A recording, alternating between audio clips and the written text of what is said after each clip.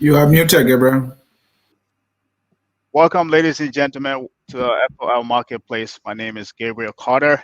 Again, this is another Saturday edition of Focus on Liberia Marketplace. You know, we're going to be talking about the budget today. Last week we covered a part of it, but this time we're going to be looking at the revenue and the revenue component. We have a special guest here with us today, Dr. Gompu. He's going to be navigating us through that. He has a depth of experience in that area. Again, for those of you who don't know me, my name is Gabriel Carter. We host the Focus on Liberia Marketplace, and I have my co-host here. So take an hour, as always. Hopefully, we stay within the hour. Just take an hour, join us, prepare your questions, and let's discuss the revenue components of the Liberia national budget. Usually, when we get the budget, as always, we look at the end product, right? But this time, we're looking at what makes up the revenues, right? What we call the derivatives of the revenue, the things that go in the revenue. Where does Liberia government get their money? So that's what we're going to be looking at today. And we have no other person to have here today but Dr. Gompu. And again, my co-host is Alex. So Alex, welcome. Yeah, thank you, Gabriel. Thank you for that beautiful intro. Again, my name is Alex Coffey, Alexander Coffey, but Alex Coffey for short. And my name is also 9. That's my native name. The first 9 is my grandfather. The Wure is my father, and the 9 is myself. So I was named after my grandfather, and I mean chief. I'm a chief for my clan. So thank you. So welcome again. I'm the managing consultant for Allen Bernard International, a management consultancy firm providing all different services. I'd like to say a very happy birthday, 55th birthday, to my friend and the President of the Republic of Liberia, Mr. George Manuel. Happy birthday, happy 55th birthday. 55 is a special year. You turn it so it's 55. You turn it the other way, it's 55. So that's what he said. So happy 55th birthday. At this point in time, we will like to Gabriel introduce briefly talk about our guest, but at this point in time, we would like to have our guest, Dr. Gompu, introduce himself, talk about himself briefly. Thank you very much, Gabriel and Alex. I'm not new on this platform, but I'm still very happy to be here for the opportunity to discuss with your audience some of the different aspects of the budget. My background is in economics.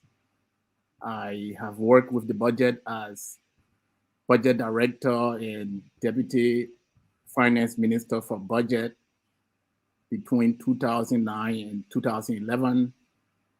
I am also a professor of economics. I teach courses in economics development, econometrics, statistics, and macroeconomics. I also teach in money and banking, international finance, and so on. I've also worked in industry as an economic analyst in the telecommunications industry with AT&T. So it's a pleasure to be here, and I look forward to the engagement. Thank you, Dr. Gompu. So today we'll be discussing, as Gabriel said, we will be discussing the revenue aspect of the budget. In past times, we've discussed the budget process. We had another guest here where we talk about the budget process, and then we follow through. So today we'll be talking about the budget, so some of the highlights that he's giving. So towards the end, we will also attempt to talk about going forward things that the figures that are in the budget and how we can improve on our budget, or how we can increase the revenue aspect. If we have time to we'll do that. So in the meantime, just to introduce you to the area, we will ask Answer to put the little snap of the budget of the revenues part of the budget on, so we can see that, so that we can have the public look at that, and then we can discuss from there. So basically, the revenue where you want to focus today is an important part of the budget.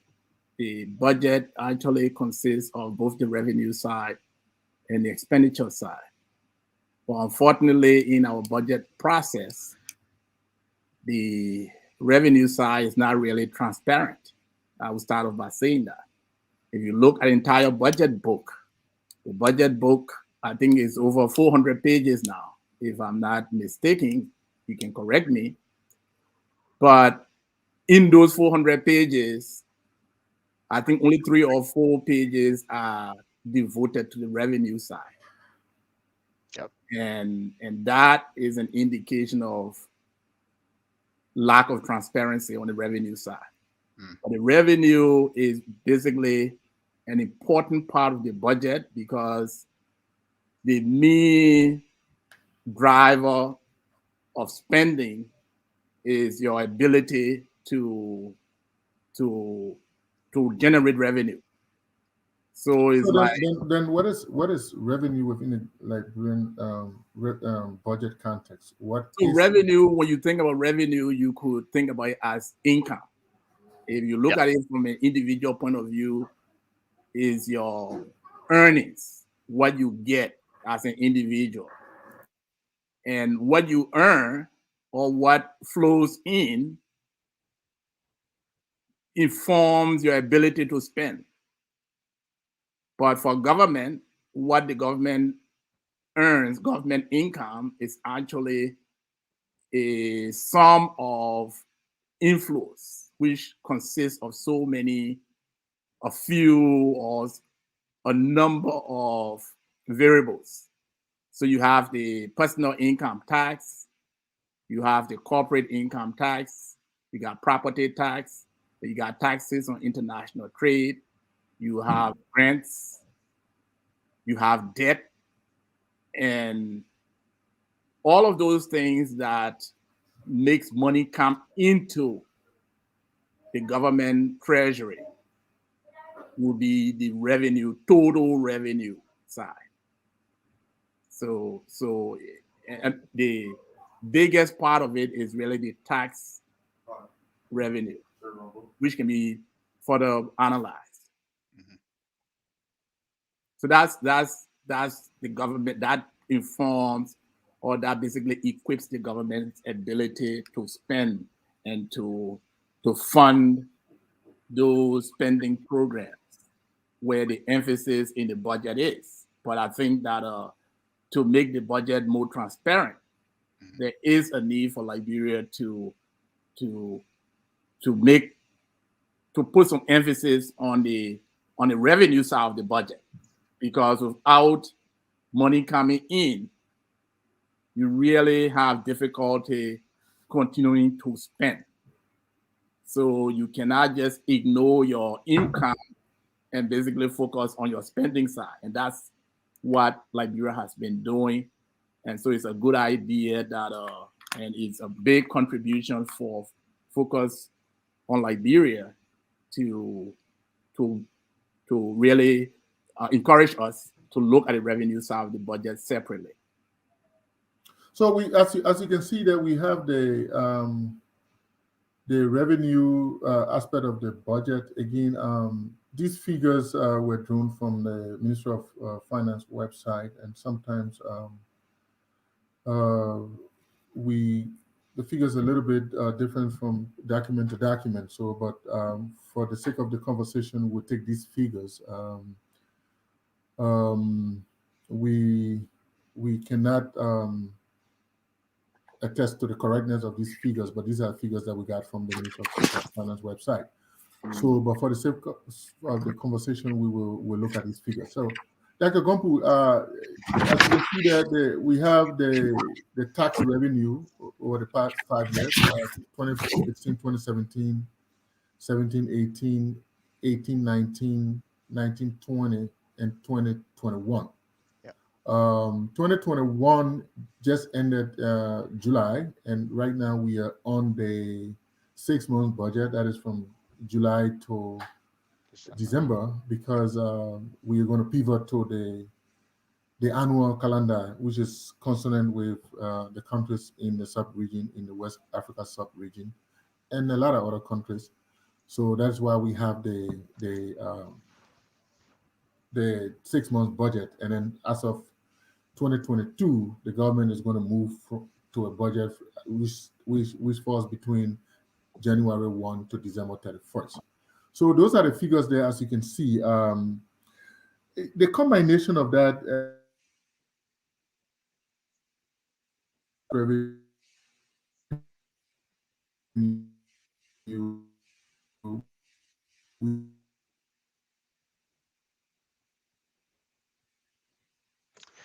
All right, I think Alex may have been frozen out.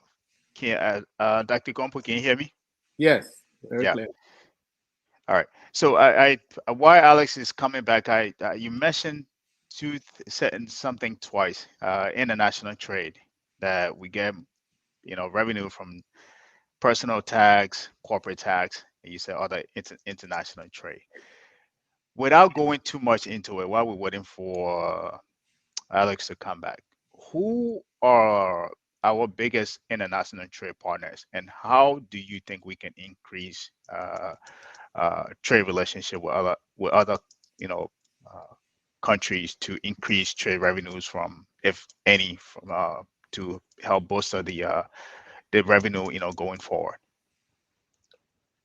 Yeah, I think in terms of our trade partners, I think all of those countries that have industries that use iron or iron ore will be considered among our trade partners. The United States is a trading partner. We have. You got to increase your voice or your volume. You're kind of low. Sorry. Oh, okay. So among our trading partners, United States is a trading partner. Yep. China is. I've not looked at the list recently, but I think South Korea, all of these countries with industries where they are making manufactured products. Saudi Arabia on there too, right? Right. So we are exporting iron ore, we're exporting rubber, we're exporting palm oil, we're exporting timber. So countries with industries that use these raw material, including Germany, China, United States, are all our trading partners. So I've not looked at the figures recently, but all of these are developed countries that have industries that need our export will be considered our trading partners, major trading partners. Okay. Thank you.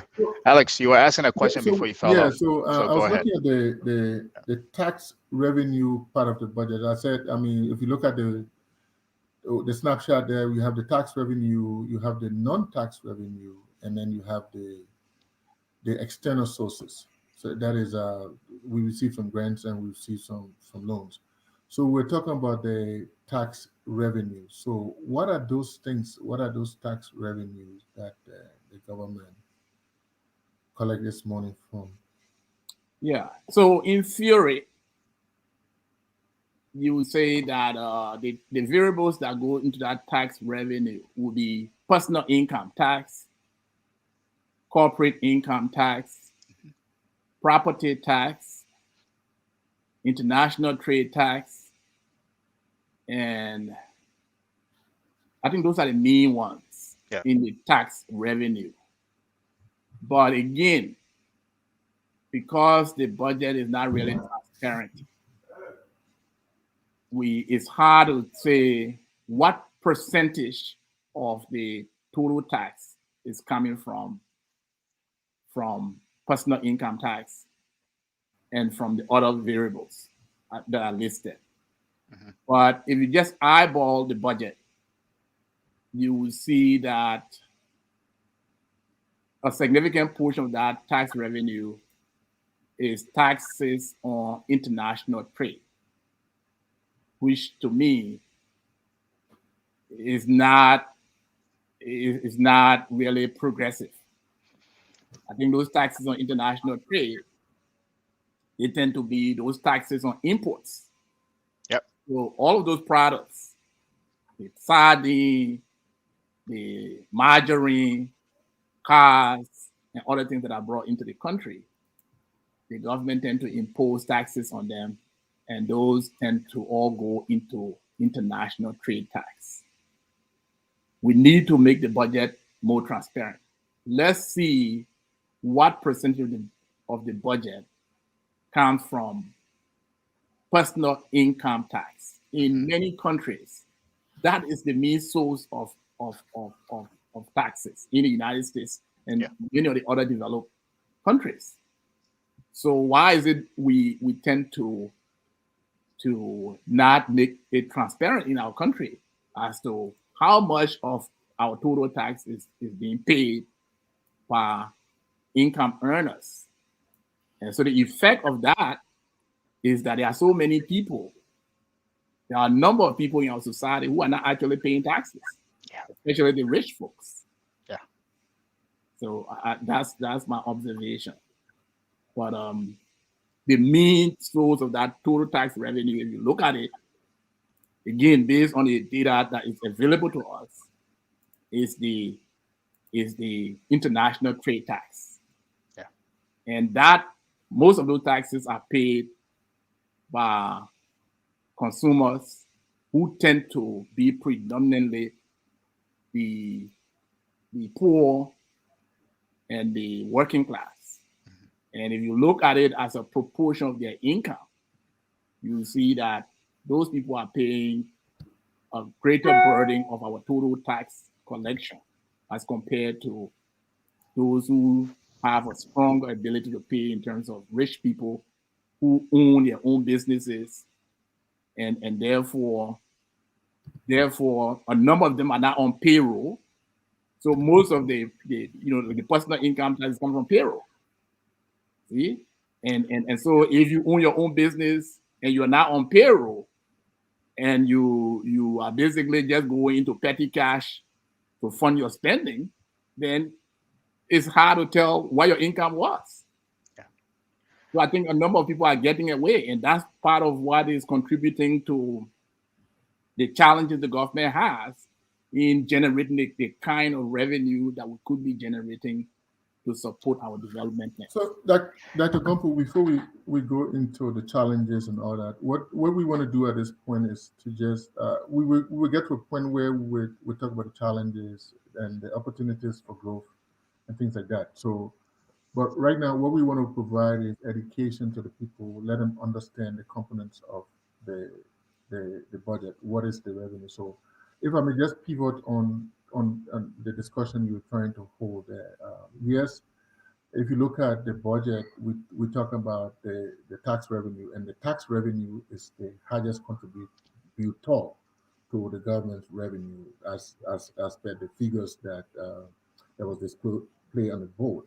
And within that is the tax on, as you said, is a tax on income and profit, which according to the 2020-2021 budget makes up about 37% of the tax revenue, whereas the taxes on international trade makes up about 49% of the revenue that is generated from taxes. So you were right there to say that tax revenue on international trade is the highest. Yes, you're right. But so let us drill down into these two highest components. These are the taxes on income and profits and the taxes on international trade. What is the tax on income and profit? What is it actually? The percentage. maybe maybe you want to qualify that. Are you looking at the tax rate, or are you looking at like you want to look at the corporate tax rate or the income tax rate? So Is when that you what you're say asking? taxes on income, Right. who is the government taxing? Right. If you say taxes on profit, who Right. is the government taxing? Okay. So let's start with income. Mhm. Let's start with, it's a taxes on income and profit. So personal income tax, or sometimes referred to as, in Liberia, is predominantly payroll tax. Payroll tax. Yep. Okay. Yep. See? So we don't file, even though there is the law. There is a law in Liberia. There's a tax date for people to file their income taxes. There But is. Yeah, there is. In fact, there's a tax date and all to file. Okay, but people don't pay attention to it. The law is not really enforced. So the ones that is enforceable is the payroll tax. So if you are employed in the public sector, you are employed in the private sector. For example, you work for Firestone, you work for ArcelorMittal. ArcelorMittal is to apply government payroll tax percentage given to all employers. Right.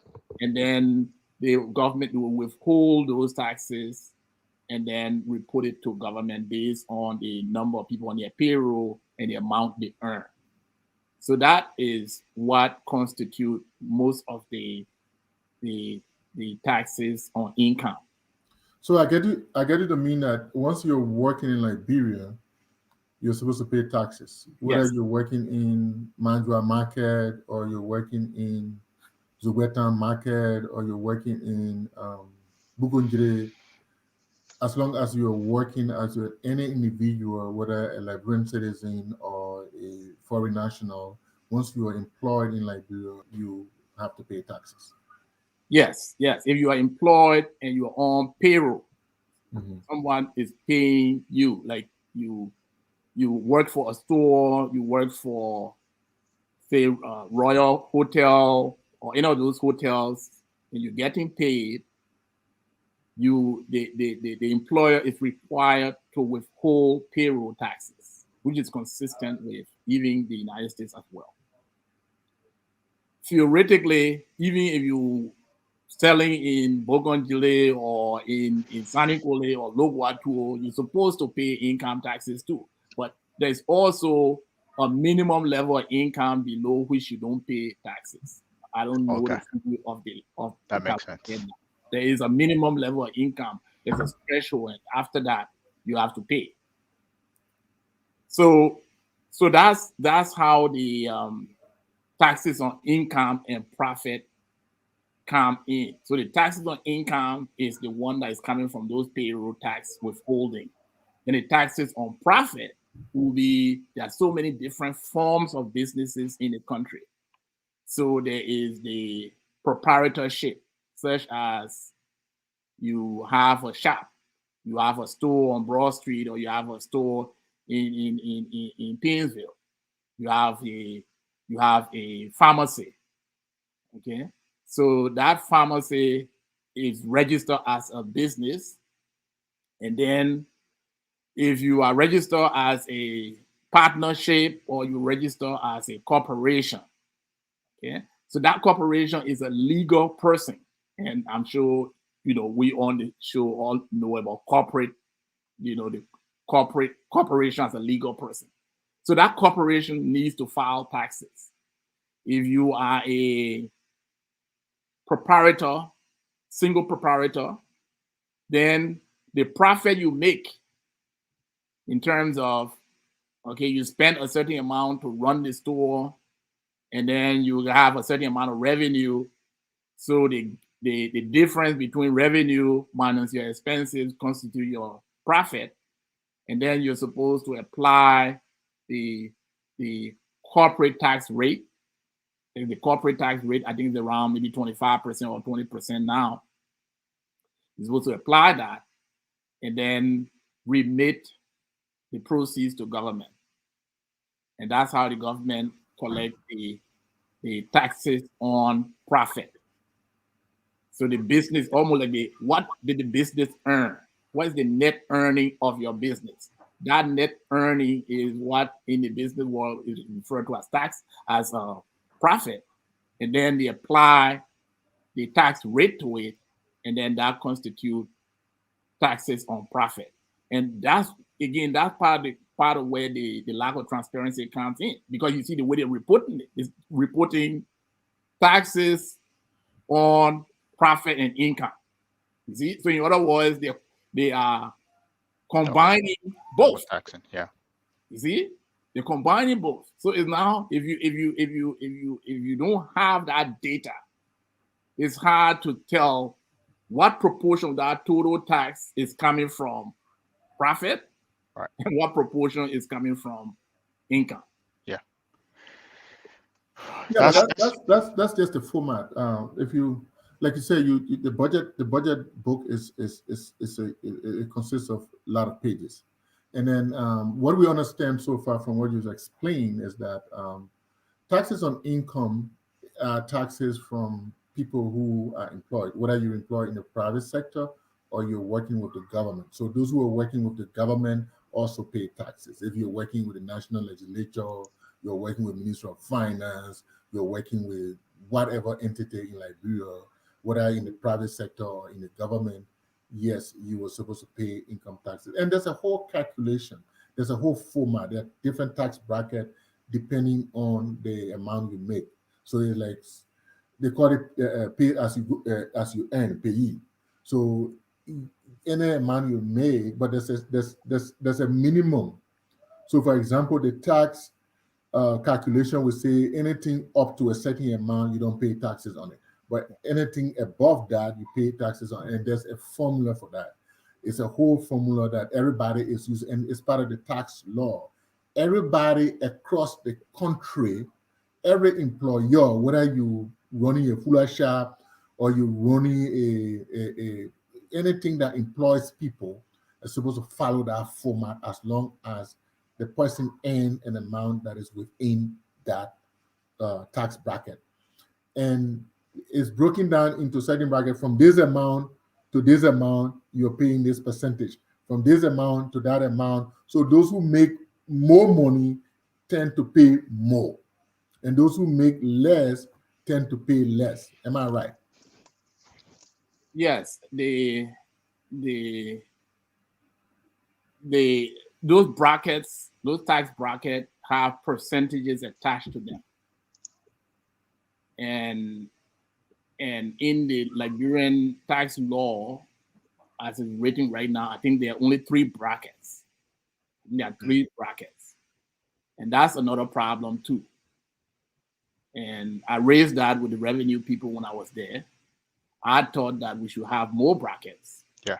Because it's like, I mean, if the top bracket starts from $5,000 to whatever, then it means that if you're earning $10,000, you'll be paying the same percentage of your income as somebody who earns $100,000, or as somebody who earns $150,000 or $200,000 or $300,000. You see? So I thought that it would help us if we have more brackets, so that you can make the process more progressive. Because if I'm earning $10,000 or I'm earning $6,000, and your top bracket starting at $7,000, then I mean I'm in the same, you're earning $7,000, you're in the same bracket as somebody who's earning $250,000 or $200,000. Yeah. You see, because of the top bracket. But I was not successful in convincing my colleagues in,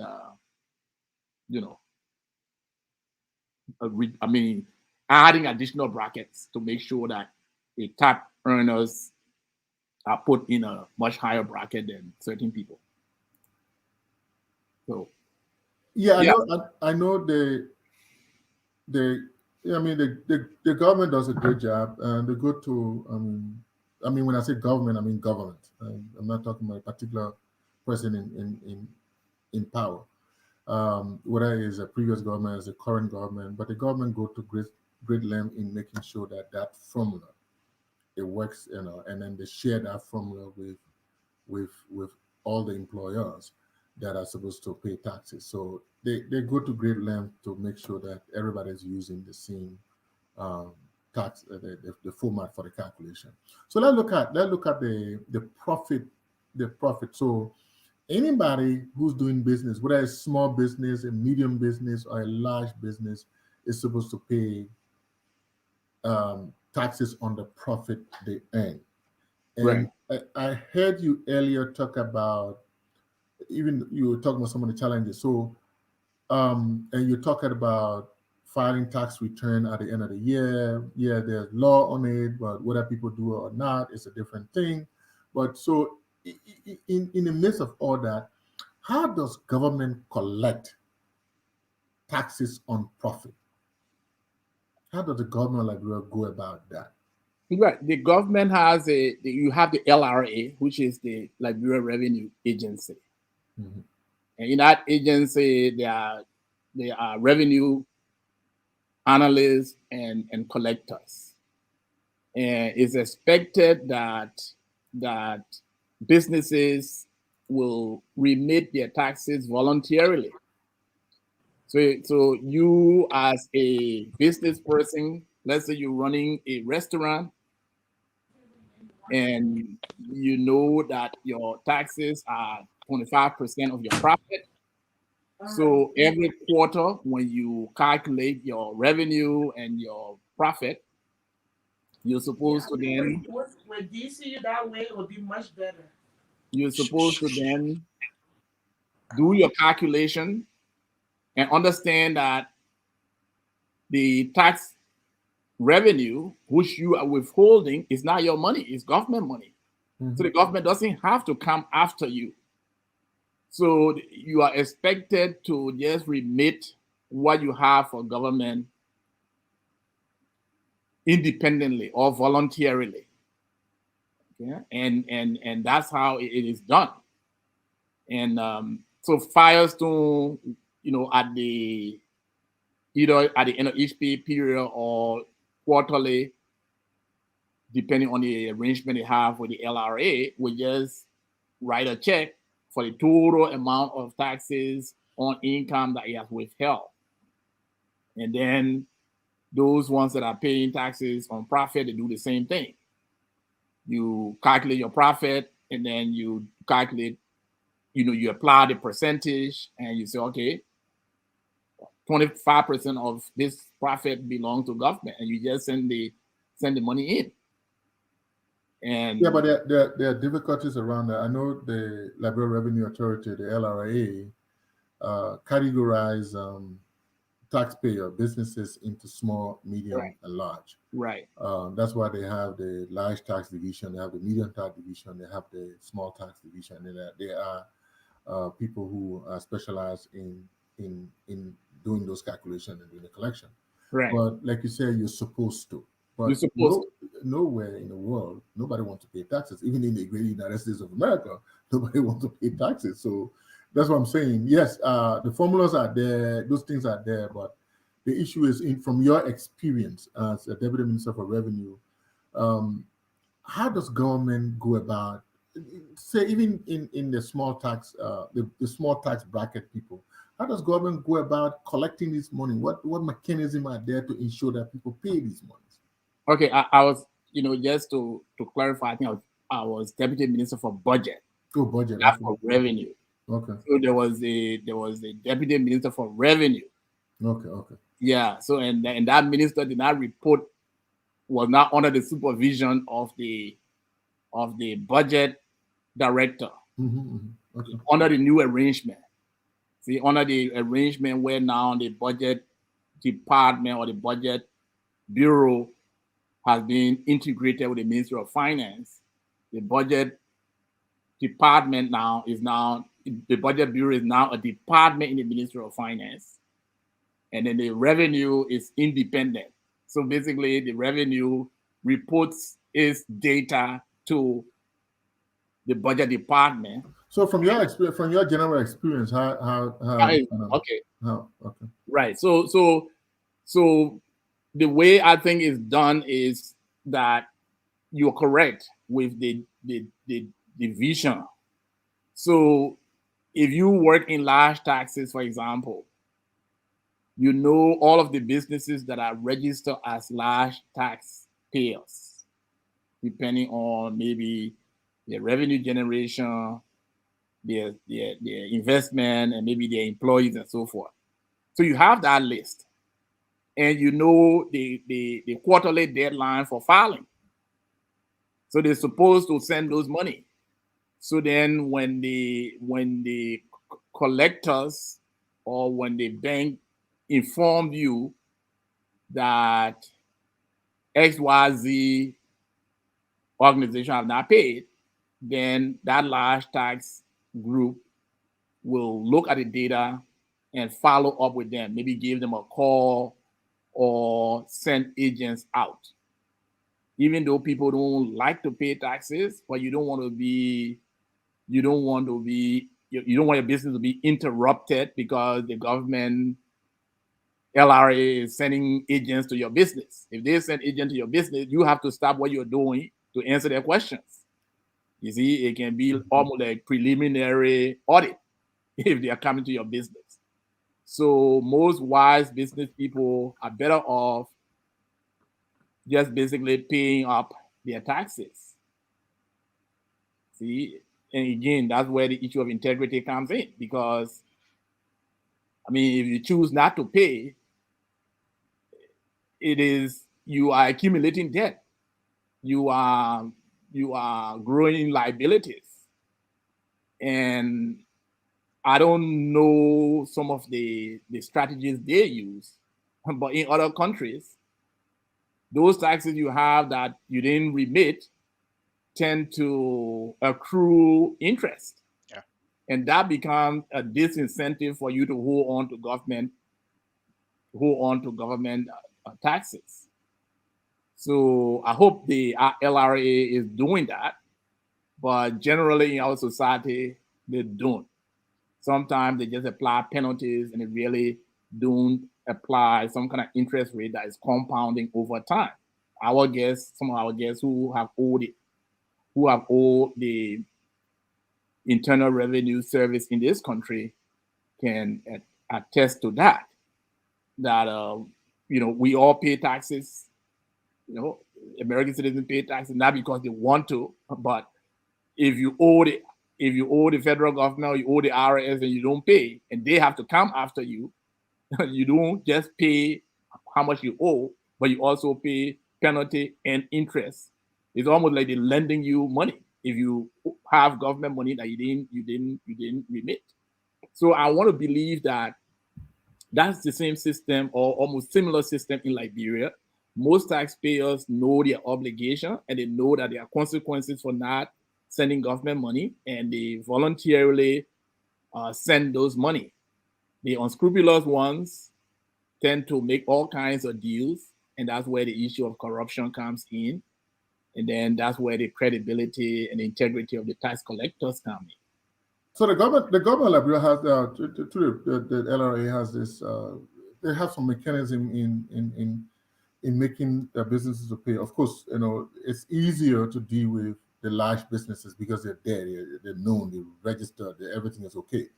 The small businesses and the medium business sometimes difficult to deal with. But the government has something they call a presumptive revenue. I think it's about 4%, and that is a mechanism. That is one of the mechanisms used by the government to collect the money up front, so to speak, as opposed to waiting at the end of the year to file taxes. Because, like you rightly spoke, the issue of filing taxes at the end of the year and all that stuff is not too much. But government try to collect its money up front. So, what some of the mechanisms that are there that are put in place to ensure that businesses pay their taxes? The issue of the presumptive tax and the taxes prepaid, I think in my view, those are negotiations that government have with these taxpayers. And in a way, they're doing the government a favor. You see, in order to maintain good rapport, the government comes and says, "Hey, we really need this money. So we know that 25% of your revenue is supposed to come to us. You have not earned the revenue, but we need the money now. We have heard about some of those kinds of situations. So pay in advance. Is that legal? We know the money is coming. Is that even? And that was one of the follow-up questions that I had, right? Does, in as much, let's say you, Dr. Gompo, you have a business in Liberia, right? You're registered, and we know, does the government have data at the end of the year to say Dr. Gompo made this much sales for the entire year of 2021, and we know, based on that, we know how much revenue or tax revenue to get from him? Does the government of Liberia have any kind of mandatory reporting from these entities here? I mean, in Liberia, that would, because that, in a way, that would give you, that will eliminate that process to say, hey, I'm coming to you to pay up front, right? Because if you're reporting at the end of the year, we have some kind of reporting system where you're reporting your revenues, like your, how much ticket, what we call it, ticket sales at the end of the year, how much you made, right? Mm-hmm. I would know, if I'm the government of Liberia, I would know how much money you made. Based on that amount of money you made at the end of the year, I know how much tax revenue you're supposed to pay, right? Does the government of Liberia have at least a reporting system or a way for them to be able to assess that at the end of the year from these businesses? Well, my guess would be they have a way to estimate, but I don't think they have any precision or any technology to really determine how much these businesses are making. Because the businesses, right, they do calculate their own profit, revenue, cost, and then they tell the government, this is how much we owe, and this is how much we're paying you. So it's left with you now to challenge them and say, you know, we think that you owe us more or you made more, and therefore we're going to send auditors out. Then that becomes now a challenge to them. But I think what tends to happen is that these businesses develop a relationship with the revenue agency, and their history is as such that the revenue agency have some type of time series on how they've been performing, and based on that, they do some estimates, and then they reach a compromise. But if you challenge them and say, as government, I believe that, you know, your revenue is more than what you reported, and therefore you've underestimated your taxes, Right. and we're sending auditors out to audit you, you can do that. You can do that. But do you have the capacity to do so with all of those businesses? You see, and if you want to do that, the business can challenge you too and say, you know, we told you the truth, and if you don't believe us, you know, we don't owe you anything, then now you have to sue. Then that Liberian government has to go and sue that business. So many times LRA has gone to court with some businesses. Sometimes they win, sometimes they lose. Mm-hmm. So most of the time they try to reach a compromise and so forth. And that's where technology comes in, because in this, you might know how it is done. The tax collectors go to these businesses, understand they install some either software or something they used to install in their cash register. So as they sell, the taxes are automatically automatically computed. And at a certain time of the month, the tax agents go to those stores and they just go into the software, they go into whatever equipment they put in the cash register, and based on that, they can tell exactly the total amount of sales in the store. If it's 7% for sales tax, and they just tell the guy to make sure the money is in the bank. So we'll come to talk about the other large portion of the tax revenue, which is the taxes on international trade. But let's understand from a layman point of view. So we were talking about income tax, that is people who are working. We're talking about profit tax, that is people who are doing business. So these people doing business now, how do the ordinary little people who are doing their businesses, the campaign people, the wheelbarrow people, the people that are selling in Jokwenta market, the people that are selling in real market, who they move to what the blame is A new marketplace. they Yeah. move to the other marketplace now. How do they contribute to this revenue? Well, those people, If any. right, they If do. any. That's a good one. They do, but not directly. Not directly. So I think what the government does is, hey, they're not going to get, most of these people don't keep any data on how much they make because they sell at red light, they go and buy their food, and then they sell the next day, they call a hustle, for the daily meal. But so at the end of the month, if you were to ask them, how much did you make this month? Most people would not tell you what their revenue was and what their cost was. You see? So I think what government does is where this international trade tax come in. Because since they know that they will not be able to collect taxes on the profit of all those women who are selling in red light market, they impose input duties. So those input duties get translated into the prices that people pay when they buy their goods. So in a way, the government indirectly taxing those people. You see, because if you're selling, say for example, you're selling margarine and you're not paying taxes directly on your profit, but the international trade tax is imposed on that margarine when the margarine comes in. And instead of you buying it from your supplier at $1, you're buying it from your supplier at $1.75. I want to push back on that with you since you're the economist, because I think we see the problem in that, right? If that's the case, let's say Mr. Coffee is bringing in tangerine to sell a real life market at wholesale. And because you are the president, you cannot tax the people that will be buying it from Mr. Coffee. I realize.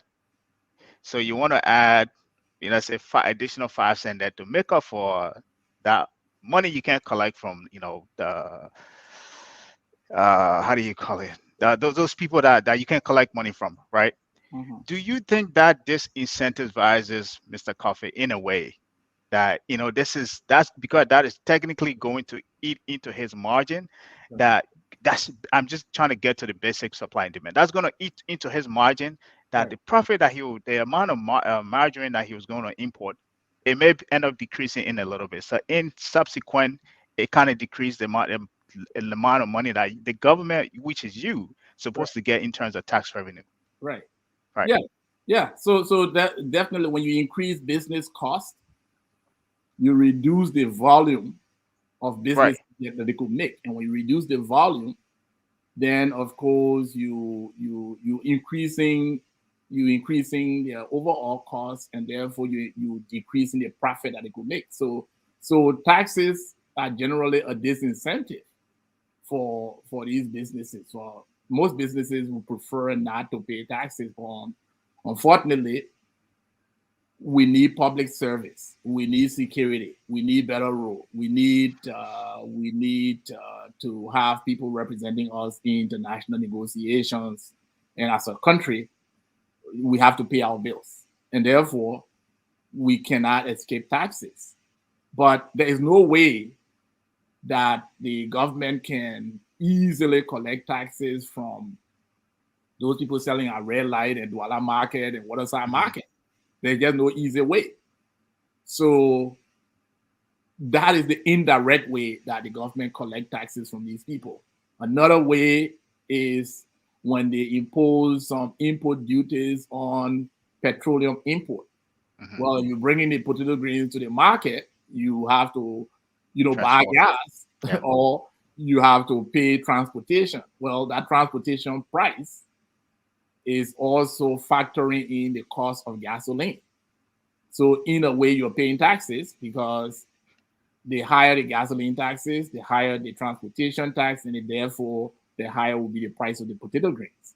Yeah. And so your profits are reduced because of the gasoline tax and other form of taxes. You see, so that's the indirect way in which the government gets to those address those situations. I agree with Alex, let me push him on one more question, then you can Okay. come in, right? Mr. Gumpu, let me allow you to put on a president's hat right now, where as you are right now. Knowing what you know right now, which you just elaborated on, if you were the president coming in, knowing that that is a key problem. And I think when the we showed the budget over the budget trend earlier, if you I don't know if you guys noticed it, I'm sure you noticed it. From since 2017, year over year, the tax revenue has been declining. Put it on your president's hat. Just do that for 1 minute. What do you think you can do to, maybe make an attempt to solve that problem, either from in a immediate term or from a long-term standpoint? Well, Gabriel, are you jumping now? No, I just wanted to push him on that a little bit, because Yeah. I know that is a bigger problem, but I think that is, something I just want him to maybe try to an attempt to put on a president's hat, if you will. Yeah, I think that as I said, I'm not in favor of relying on taxes on international trade to be the major source of our tax revenue. Because as I said, most of those taxes are not progressive. They tend to put more burden on the poorer people, because again, as a proportion of their income, poor people spend more on those basic needs. Yeah. So that's why in some localities we reduce the taxes on those basic needs. Like Income, in right. the state of New Jersey, for example, there are no taxes on food, no sales tax on food, food purchases. Mm-hmm. Even though maybe a restaurant, yeah, there are taxes. So that is one way you can do it, by basically looking at those tax collection item by item and reducing the ones that will impose more burden on lower income people. I think the government tried to do that when we are government, I think after a few months of coming in. And they try to reduce some of those import duties. So those are the international trade taxes they were reducing. I think and later on, there were criticism that they only focus on mosquito coil and a few other things, but they didn't do it. They didn't do it for rice. They didn't do it for some other areas. So you have to. That's why the data need to be available. Where these taxes are coming from need to be detailed. And the thing is that they do have it.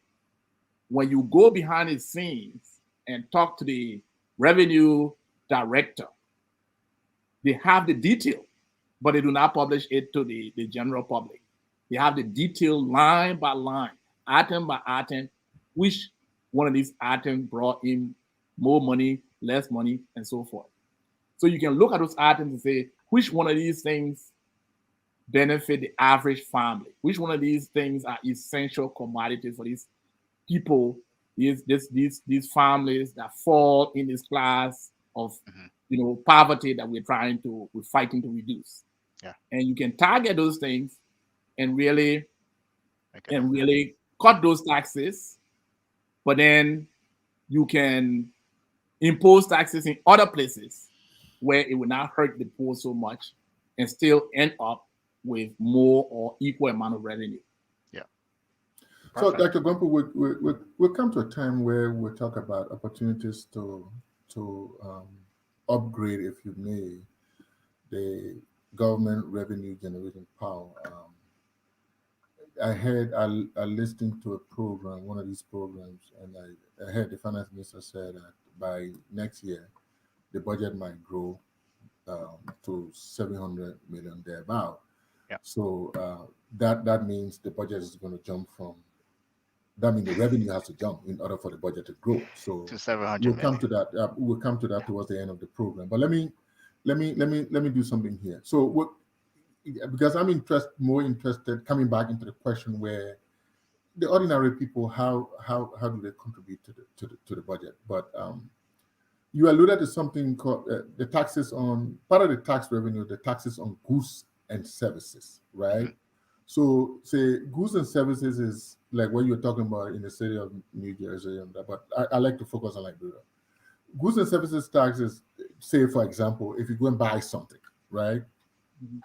They got it used to be 7%, but now it's 10%. So, if somebody, say for example, if you're renting a place, right?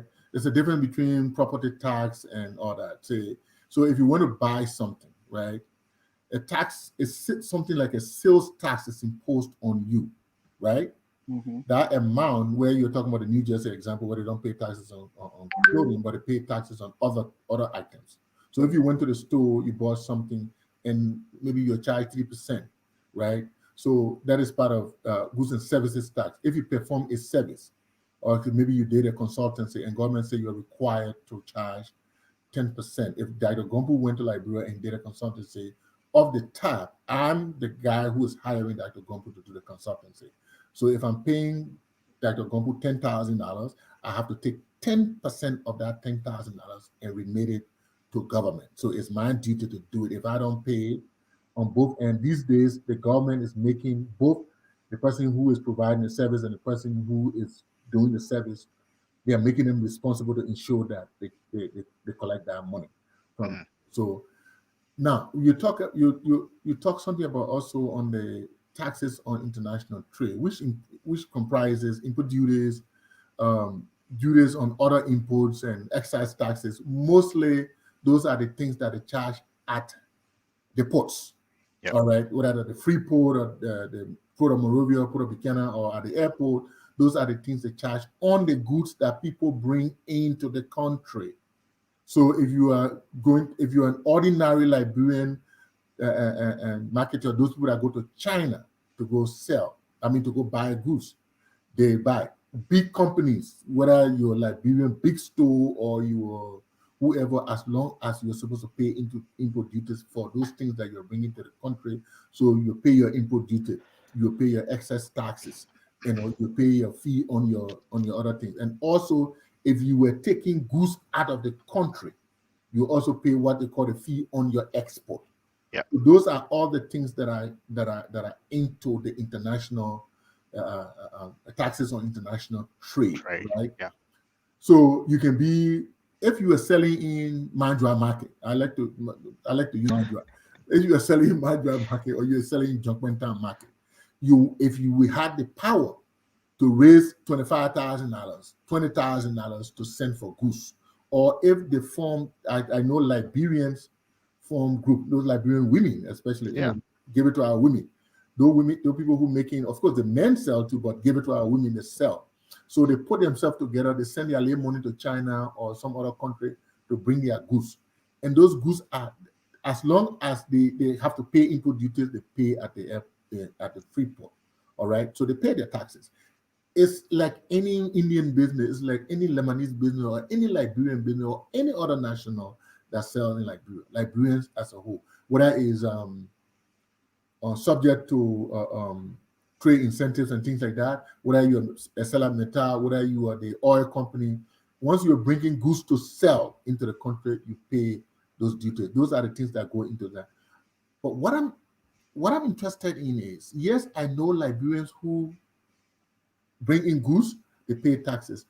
But what about those that sell, those that buy and sell within the country that do not go outside?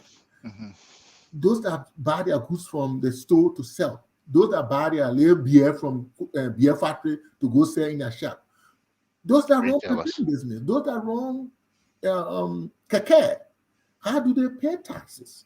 That's the question I'm asking.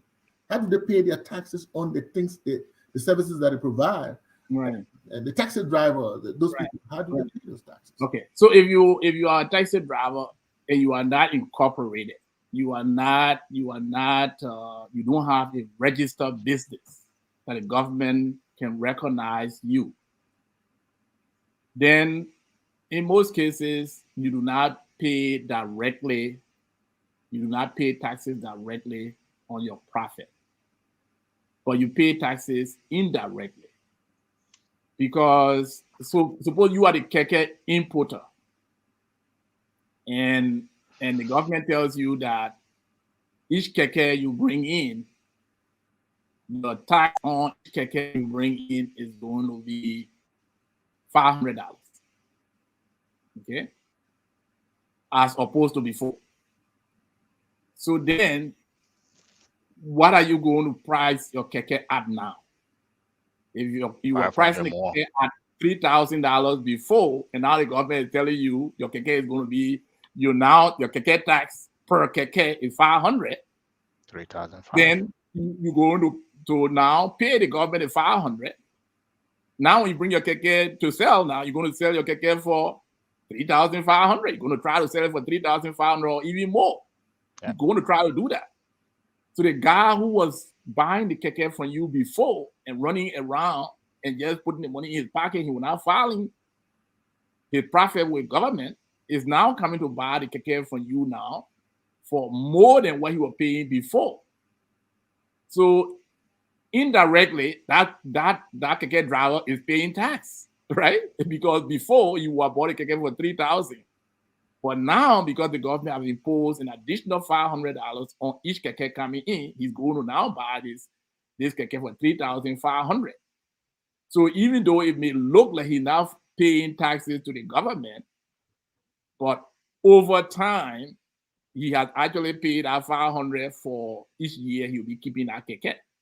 And if you're going to sell the keke as a used keke to somebody else, he will take the price that he paid for the keke into consideration, which include tax. So, although the woman in Majoa market or in Douala market may not be filing taxes directly with the government, but because the person who imported those goods now priced the goods more at a higher price, that woman is paying taxes indirectly. Dr. Gompo, let me build a value chain here, all right? If you give an example of the keke or the pempen, right? Let me build a value chain on tax collection here. So keke pempen is located in Korea. It's being sold in Korea. It's being manufactured, so to speak. Yeah.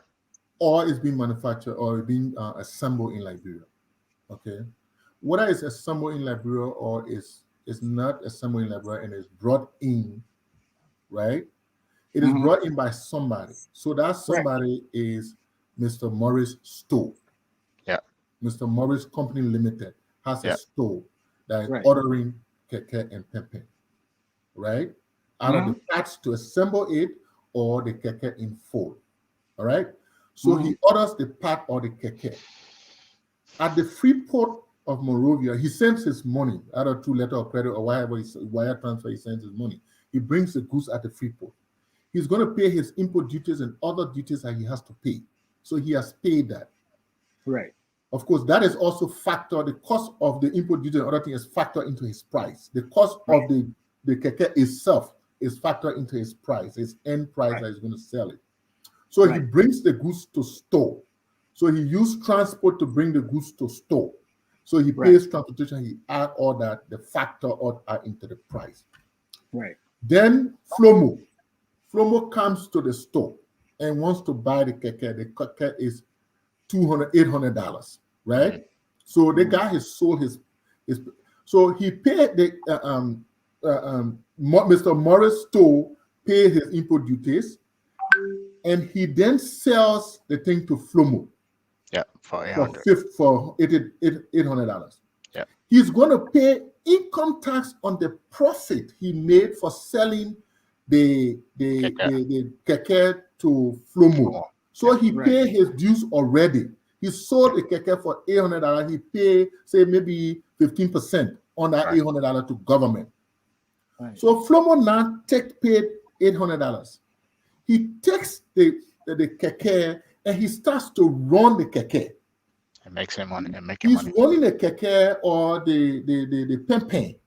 Right. He's making money because Mere paying he Teresa paying him to ride a keke. He's collecting his daily sales. So that is money he's making.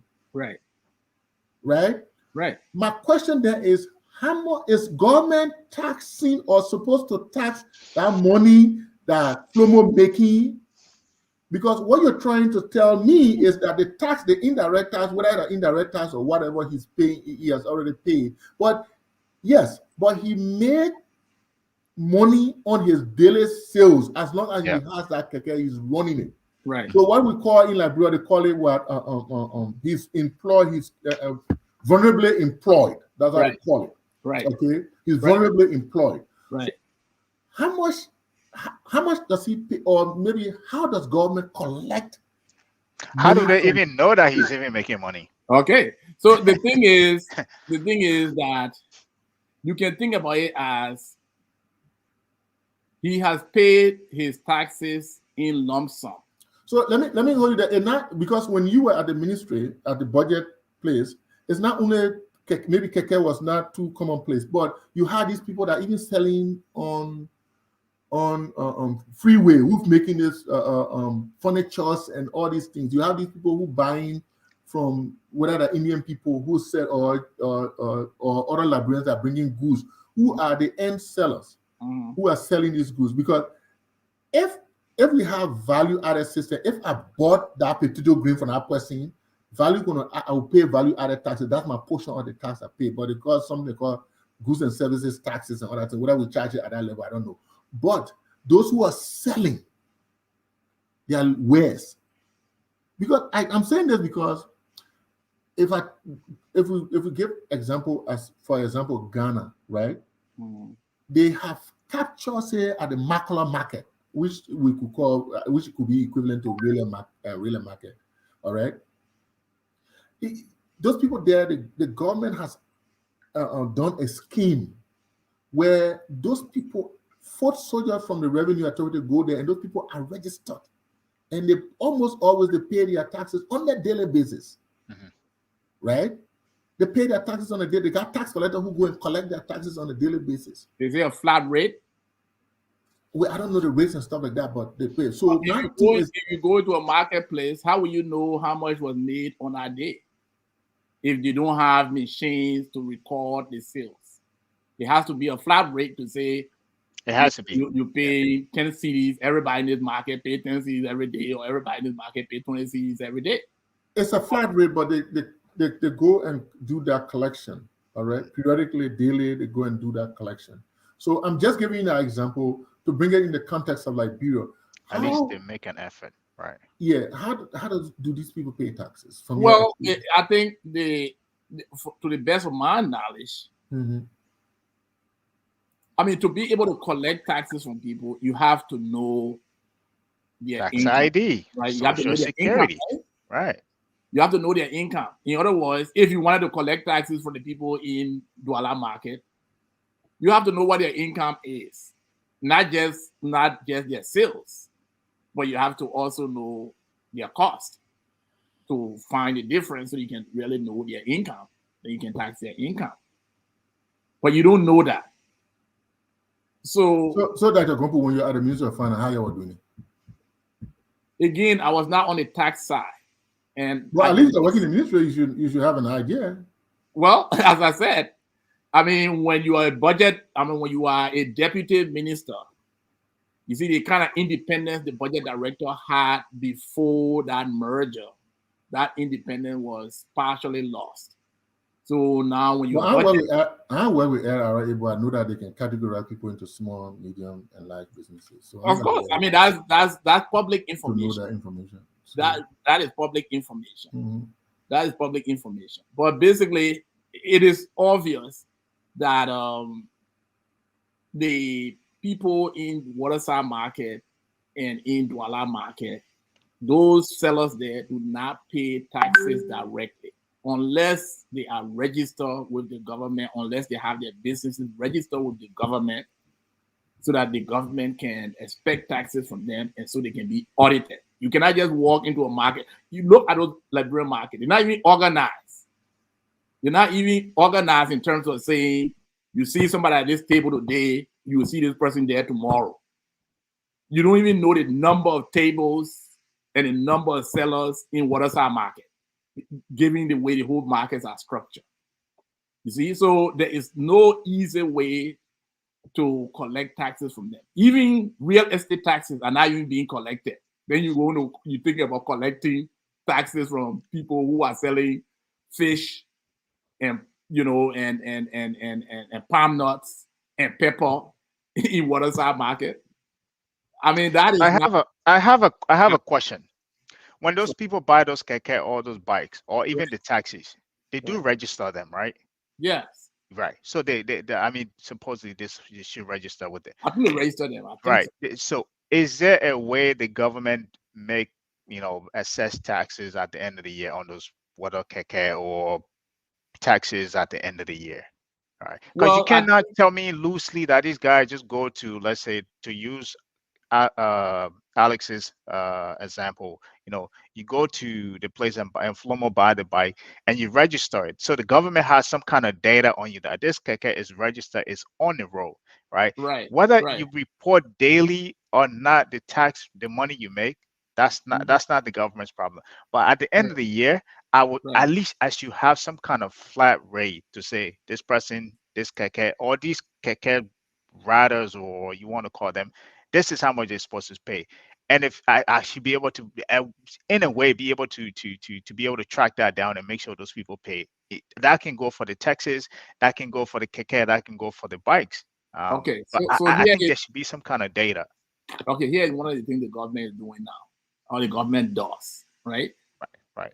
If you have a automobile, whether it's keke, I don't know about pimping, but for keke and taxes and other kinds of cars, you have to register the car every year. Okay, you have to pay registration fee. You have to pay for license plate.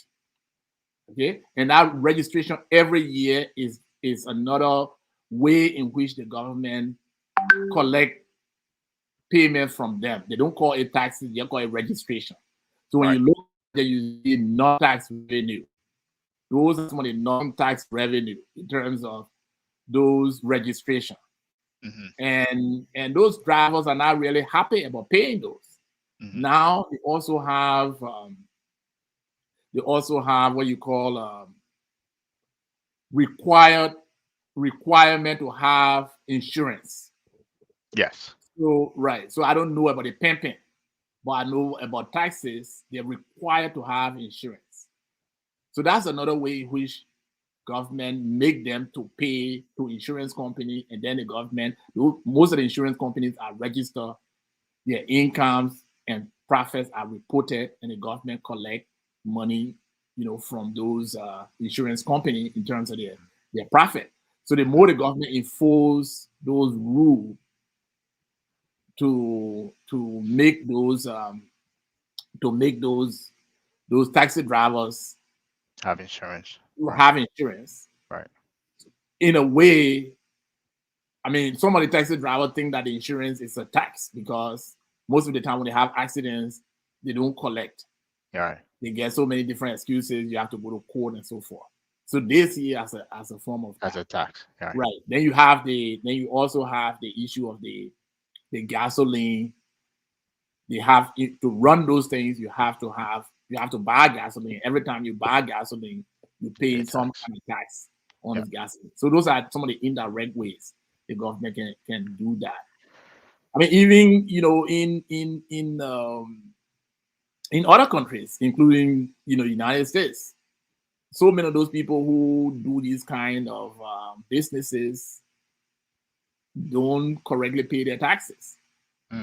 Yeah. I mean, I've heard that I know. Stories of people here in United States who Liberians in the United States who have their own taxes, and then they underreport their income when it comes to filing their income, and then they tell the government they're not making anything. The government can't do anything. Yeah. Then later on, sometimes they want to bring people into the country, or they want to file affidavit of support, and the government says, "Well, you haven't been making anything. You don't have money." Yeah. So right. So a lot of those self-employed people find ways to, to get away from paying taxes. But I mean, normally you would expect, and that's why, the involvement of the Liberian government with the international community, especially some institutions like the IMF and the World Bank, Right. they've come in with all kinds of ideas to make the businesses to become formal. That's part of the reason why they keep saying the informal sector and the formal sector, because it's very difficult to collect taxes in the informal sector, where somebody just put out their table and they start selling.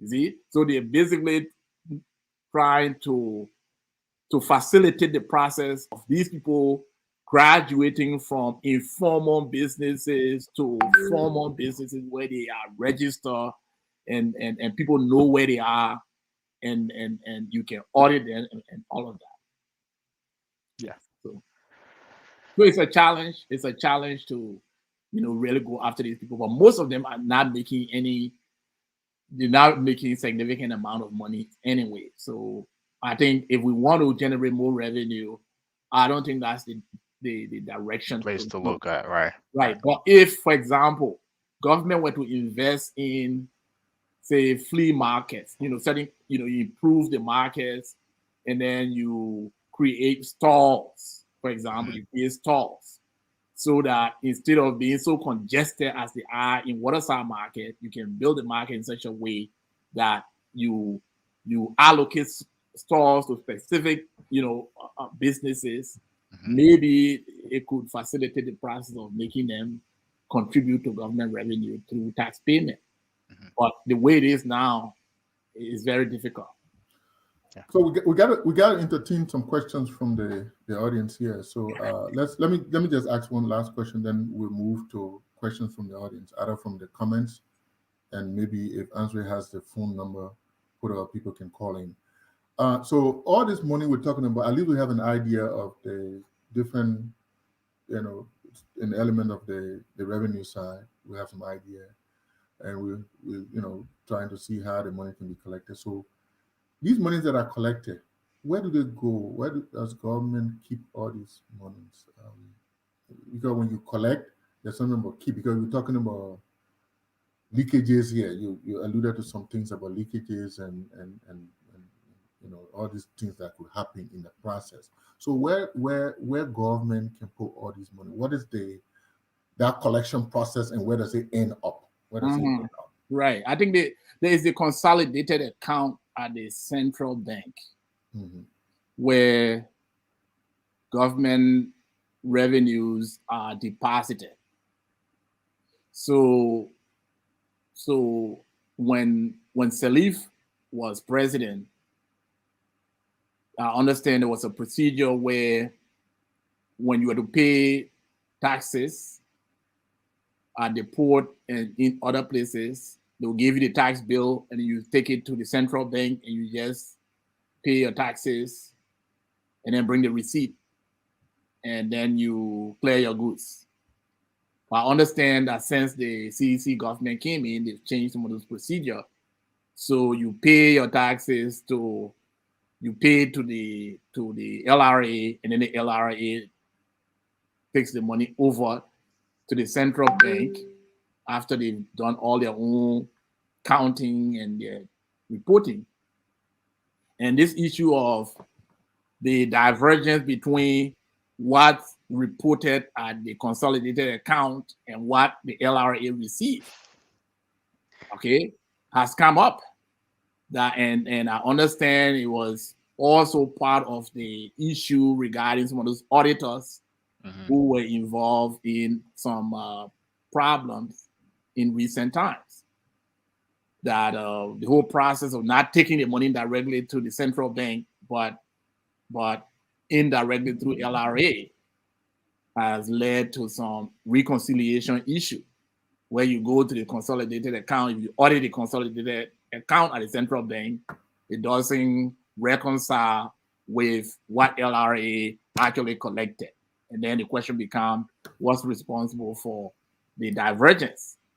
And, there are so many there are so many stories about controversy being, that developed at the LRA due to these inconsistencies, right? Inconsistency or lack of reconciliation. So in short, the answer to your question is there's the consolidated account at the central bank, which is the government account that money, those collections go into. So as the Ministry of Finance, Expenditure Department is alerted with respect to how much is in those accounts, and then the Budget Department is also informed based on the revenue report. Then they do use allocations, and then the commitment and the revenue, the Expenditure Department issuance of government checks that then go to the central bank for clearance relative to the consolidated account. Yeah, I wouldn't say the CDC government has changed some of the things. I think what is happening there is they are only acting on the things that were already put in place during the reform process, such as they changed the new revenue code, the change from Ministry of Finance to the LRA, and some of even the automated processes of collecting the revenue at different windows at the LRA, and also they have bank windows at different areas. For example, at the Ministry of Foreign Affairs, if you go for your passport, you have to pay the money into. So there's a whole memorandum of understanding about the collection of money. Even at the free port, you go across the road, there's a bank there, you pay the money there, you bring your flag receipt, as you said. So what they're doing is, for example, they have the mobile way of paying your money. So they're just acting on the reforms that were already put in place, and they are also helping to improve that process already, revenue collection. So that's why I say I wouldn't allude to they have changed things. They not necessarily changed things, but they are acting upon things that are already set in place, and they are helping to improve some of the things. So you're saying the procedure is still the same, that LRA is not receiving the cash. LRA is basically just doing the record keeping, and the cash is still going to the bank without going through LRA? No, I just told you that they have windows. Windows have been established at the LRA. Certain places. The same way it's like a bank window. Right. The same where people can go to the place and pay their, whether it's property taxes, especially the property taxes and other taxes. But through the memorandum of understanding, which is part of the consolidated revenue collection account, they have that's why you're talking about the differences between what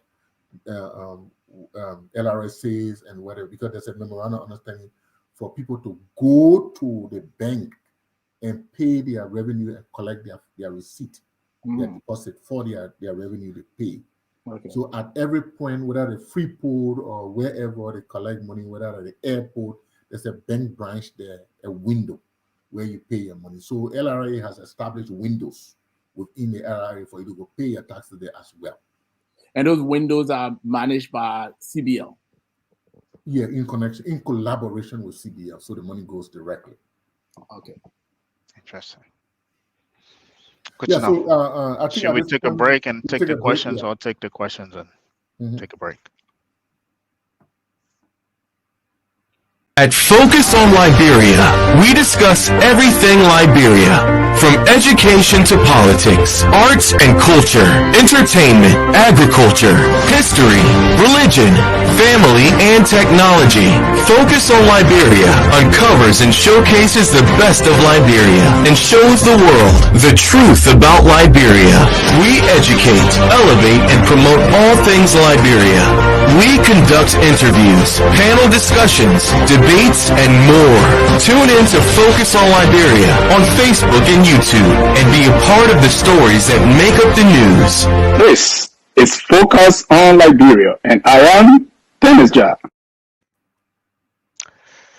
Again, welcome to Focus on Liberia. My name is Gabriel. This is the Focus on Liberia Marketplace. Today we're discussing the revenue of Liberia and its components. Today we have Dr. Gompo with us, and again, my co-host is Alex Coffey. We went in details about the budget, and we even dove into some taxes and how the different variety types of tax revenues. So I hope you're here with us, and we have maybe another 20 minutes before we wrap up. For now, we're going to take questions from the audience, and then we'll maybe get into the next session of the show. Yeah. There's a question on the board. It said, do churches and hospitals pay taxes? That is a great question. Funds, I mean. Yeah, I think taxes on churches and hospitals. Many of the hospitals are established as a tax-exempt organizations.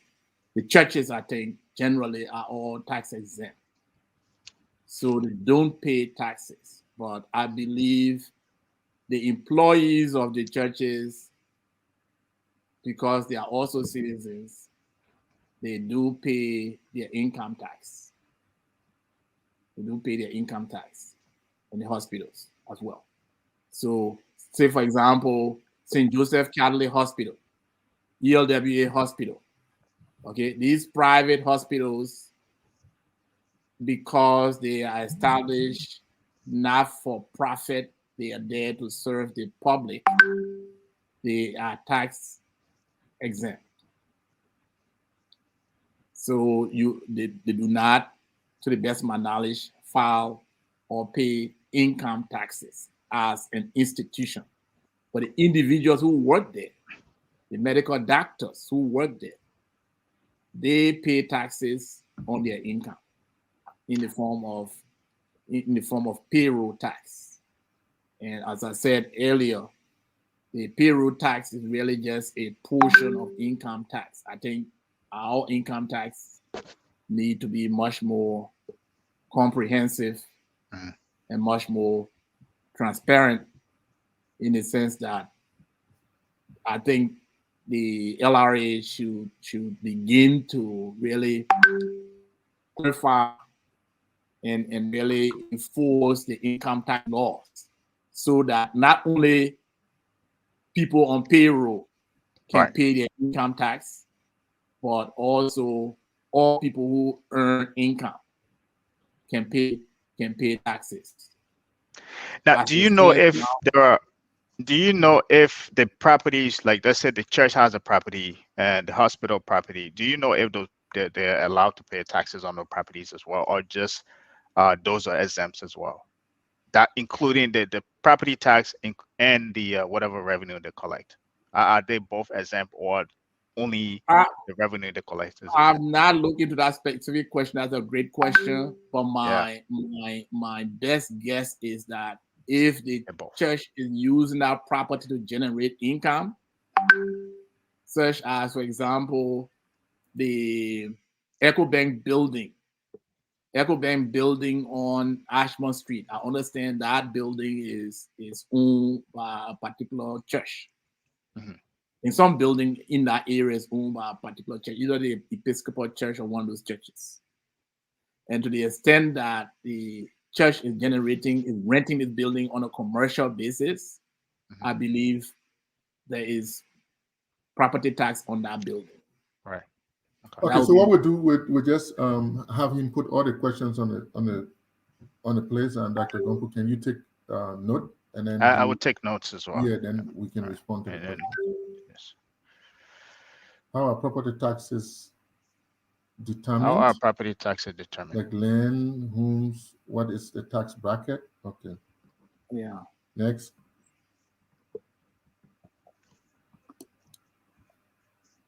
You want me to respond to that now, or we want to get all? No, we want to go through the rest of the questions. Okay. And Notice in what way is Dr. Gompo effecting change in Liberia by sitting on FOL? Oh, wow. He has to be given the necessary tools and space in Monrovia. Is somebody here making your case. Next Sound one. like a positive comment. Is it a positive comment? It's a positive. You take it as it is. How property people pay their taxes, and their taxes isn't doing them any good. No security, no justice, and only fat public officials. Perhaps the introduction of tax return will encourage folks pay their taxes. Okay.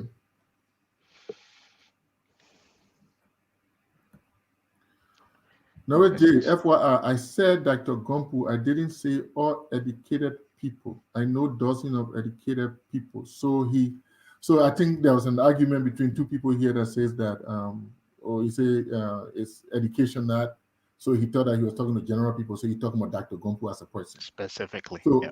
I agree that he is educated. So you are suggesting that all educated citizens should run for the presidency.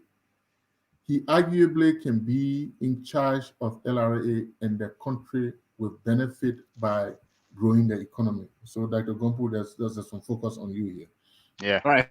And this Gompu guy is keeps smart coming. and experienced and well-educated. A mere contribution on FOL is laughable. We need folks like Dr. Gompu and their wealth of knowledge to help move the country forward. Dr. Gompu, another one on you here. The people need you in that moment. Yeah. I think you should run for president. Dr. Gompu, have you thought about contesting the Liberian presidency? Your kinsman, Tewan Gonglo, Councillor Tewan Gonglo, has thrown his hat into the race. Will you give him your support? Dr. Gompu, another one on you. Interesting. These are the ideologies that holding the country backwards. Everyone cannot be president. Dr. Gompu is okay with his current status. We greatly appreciate his contribution. Okay. Most of the questions on Dr. Gompu, my friend. Yeah, it's you, as I said, maybe you should test yourself. Test yourself, your winning ability in the current thing. So before we talk right. about Gompu, before Dr. Gompu responds to the question about himself, let's talk about the property taxes and the effect about the taxes the property taxes question. Yeah. Answer, you can bring that question back on the board, please. The property taxes question. Right. Let me bring it back. Yeah. Good question. Probably disappear. Yeah. Okay. I think I have that question. I can. Right. So, the property tax. How is property tax determined? Yeah. The importance of property tax. Property taxes are essential and they can be very helpful. In Liberia, the government basically forgave property taxes for so many years following the war because, again, people were not earning income, there were no jobs, and people said that they could not afford to pay those property taxes. So I don't recall the specific range, but the Salif government waived property taxes for so many years, and then it started collecting. And since that,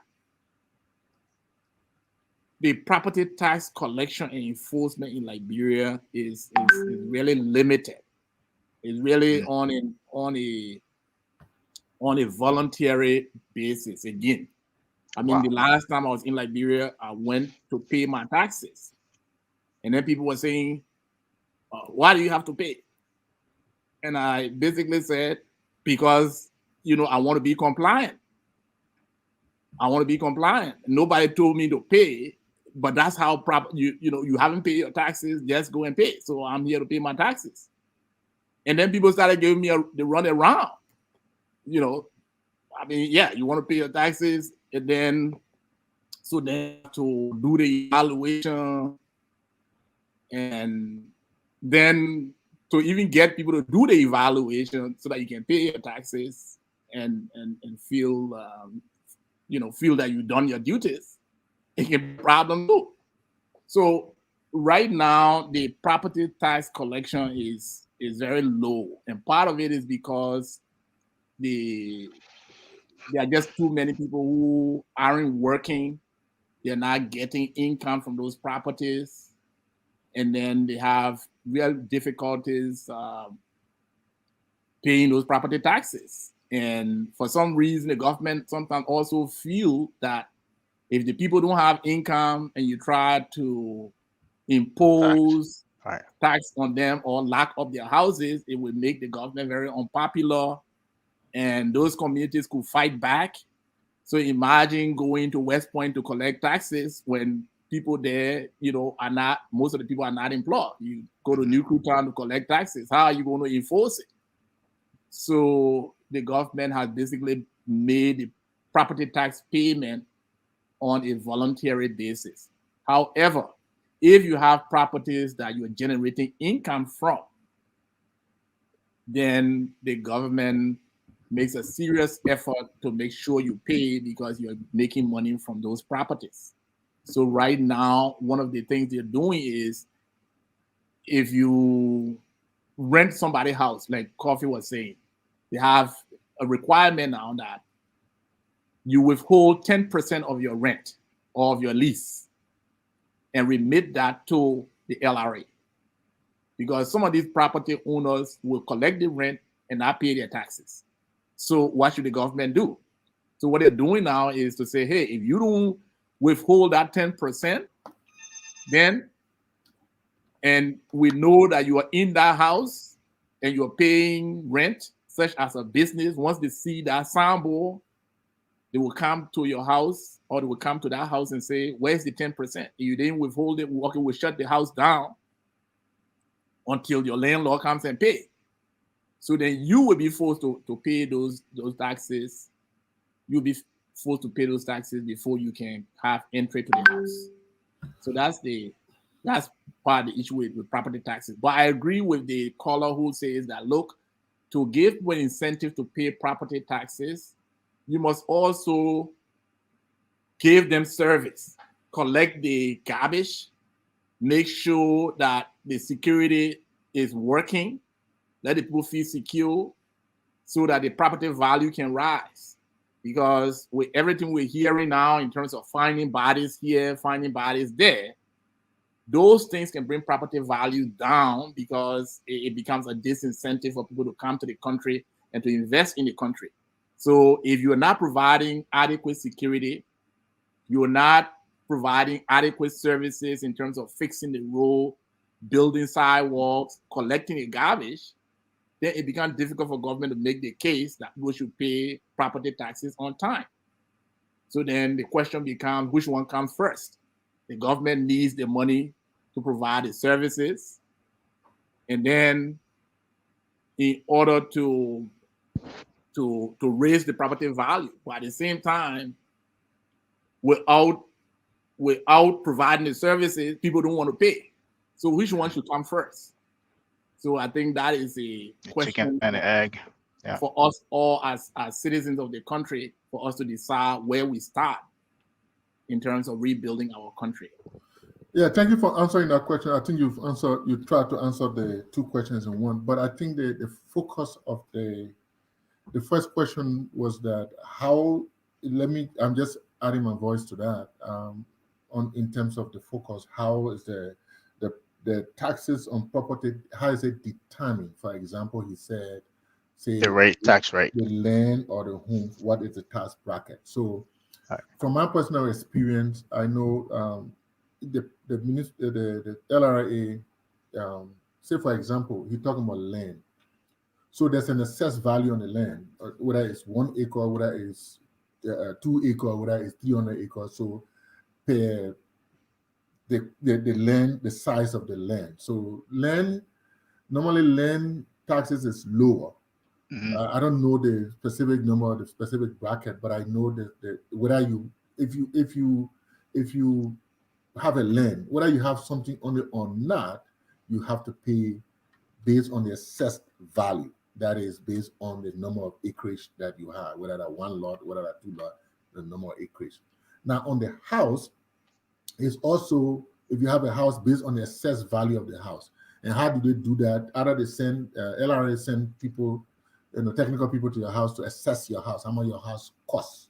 Then they apply a percentage on it. And some of those figures can be low, but it depends on the price. Or say if you went for a bank loan and you say, oh, your house costs this because you're using your house as a collateral, and your house costs 100,000.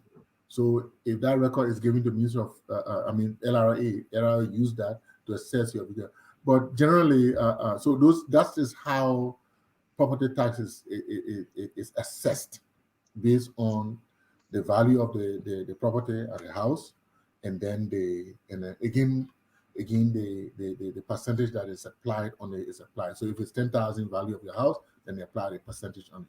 But again, it depends on the situation in different areas, like Dr. Gombo was trying to say. If you live in a high-rise place, if you live, for example, if you live in Mama Point, the value of houses will increase. So versus if you live in Jamaica Road, the value of the houses would be different. So it depends on where you're located and other factors are put in, so that derive the value of your house on an annual basis. Of course, those things are supposed to be done on an annual basis. So you try to answer the other question, saying that question it has to do with the welfare of the people. All right, and that's, to me, that's the direction that the caller was coming from. We pay all these taxes. We pay all the taxes.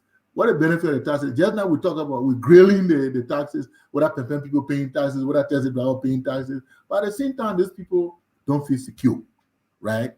They live in a community where things happen. They live in a community where they don't have the basic amenities as people. Water, lights, things that are provided by the country for people to feed that. Yeah, we're paying our money, so we're seeing these things happening. We're having access to these things here. So if I put a question back to you, Dr. Gampo, is, so why paying all the taxes for if I'm not getting the benefit of it? Let me add the Ghana beginner. It says everybody should secure to protect So themselves. that's where the issue of credibility comes in. The government and people who run the government have to be credible people in terms of making your word and your promises your bond. So if you as a government, you come in and that's supposed to be a new beginning, and your responsibility is to provide for the welfare and the happiness of your citizens. So then you have to almost make a contract with them to say that, look, we need to secure your property. We need to secure your life, your neighborhood, all these different places, your schools. So we promise you that the schools will be improved. We promise you that police officers will be available in your community to make sure that crime is reduced. We promise you that public transportation will be available. But all of these things can be provided through the taxes we pay. So we want to make an agreement with you. Test us, confide in us for the next 6 months and see how we perform. And if we do not perform based on the contract we are signing with you, then you might, have the right to question us. But we'll be transparent and we'll be dedicated to the promises we're making. And so make a report to the people in terms of saying we collected X amount of dollars and this is where this X amount of dollars went. The data coming from the Ministry of Finance right now, the amount of taxes they collected over the last 12 months ending in June 30th is far more than what they even budgeted to collect. $644.9 million. That's what they themselves report in terms of the fiscal outturn, in terms of how much came in. Okay? And for this fiscal year, they have projected that they were going to collect about $584 million. So instead they collected $644. That's a significant gap in terms of the additional amount. So then I agree, people should see the money put to work in terms of what's happening to their schools, what's happening to security. We're hearing reports that the even providing adequate logistics for security in the country is a challenge. So Dr. Gumpu, basically, what will you do differently? That's a good question. Yeah. Yeah. What will I do different in terms of what? In terms of in terms of the concern of this this commenter that we pay all these taxes. I'm a campaign boy. I pay all these taxes and I'm being hacked from my campaign. How am I secure to pay the money I want me to pay? Okay. Yeah. So in terms of what you do to encourage, the vulnerably unemployed, like the campaign people and whatever. Improve the schools in their communities. Invest in those schools. Those will lead to better lives in the future.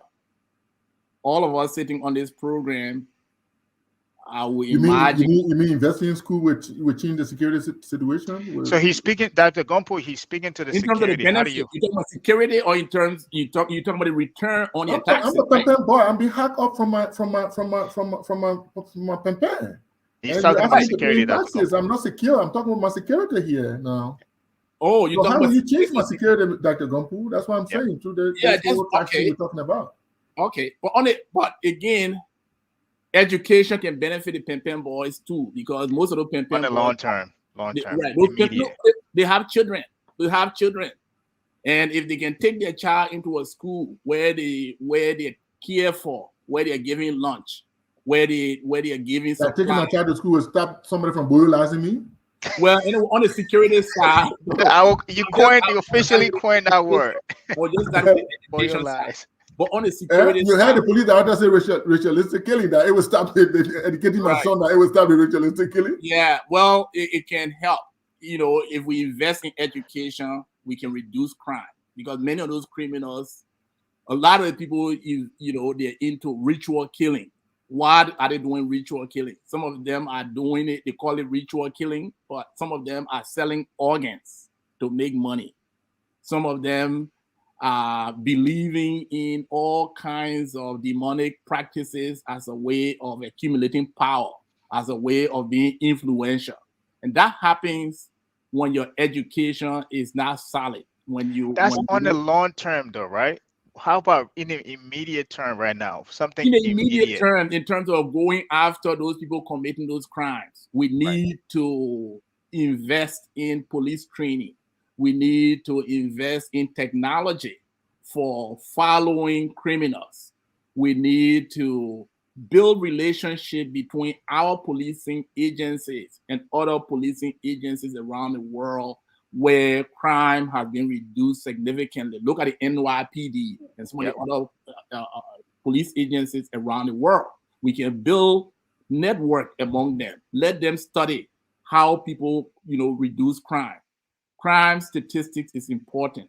If we know where the crime are and we're keeping data of them, we know how to deploy our police resources. We need to pay police officers adequately. If you have people in the legislature, okay, if we look at the budget we're just talking about, $3.6 million were put in the last budget for something called legislative engagement. Okay, so what about taking a significant portion of that money for police logistics and police training?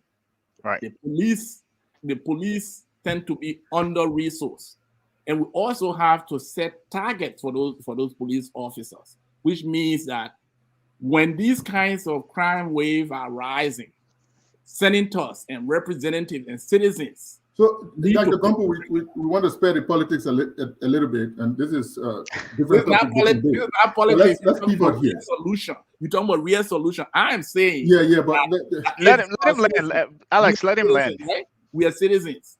Right. The police work for us.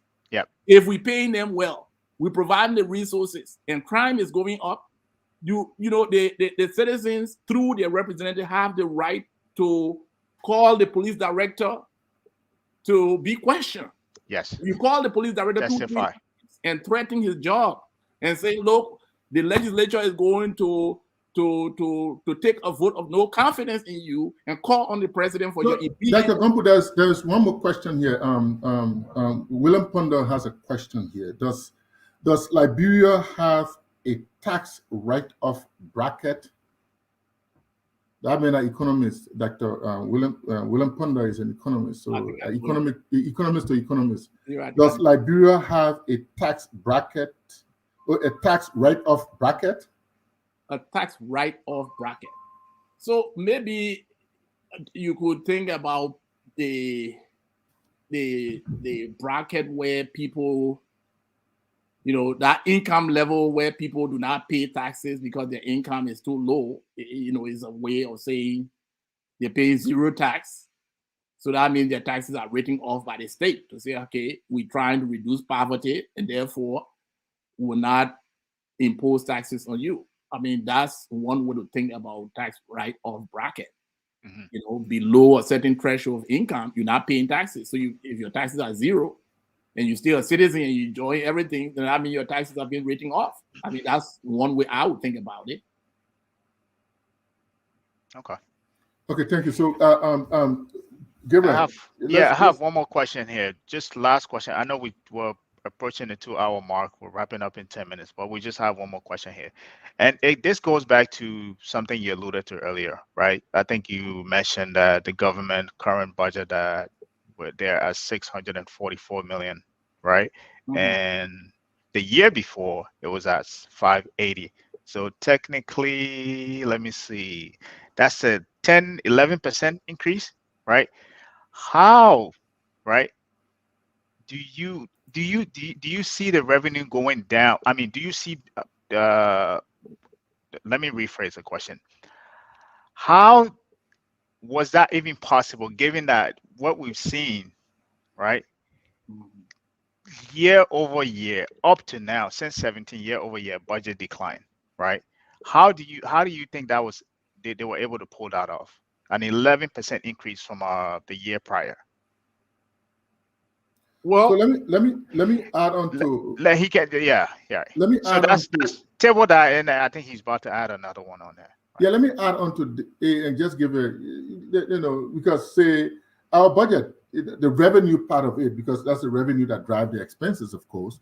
But if these figures are correct that we got from the papers that we got from the Minister of Finance, 2016, 2017, 600 million.